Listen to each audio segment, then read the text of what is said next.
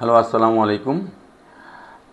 আজকে আপনাদের কাছে আবার চলে আসলাম USA visa B1 B2 visa ইন্টারভিউর ক্ষেত্রে আপনারা কি ড্রেস পরে যাবেন, বিশেষ করে ড্রেস কোড সম্পর্কে একটু কথা বলবো।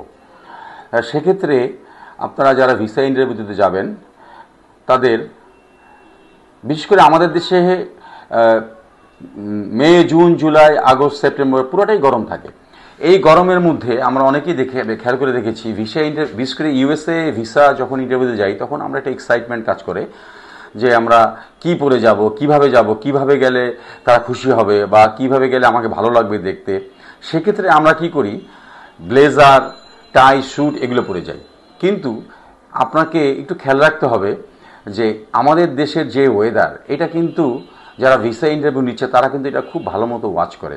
আপনি এই প্রচণ্ড গরমের মধ্যে আপনি ব্লেজার, টাই, স্যুট এগুলো পরে যাবেন, এটা দেখতে অড লুকিং।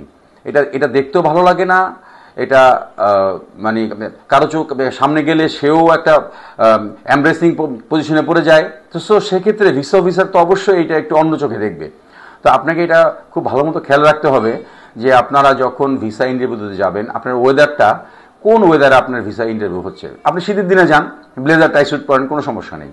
কিন্তু যখন এই প্রচণ্ড গরমের মধ্যে আপনি ব্লেজার, টাই, স্যুট পরে যাবেন, সেটা ভিসা অফিসার নেগেটিভলি আপনাকে নিবে।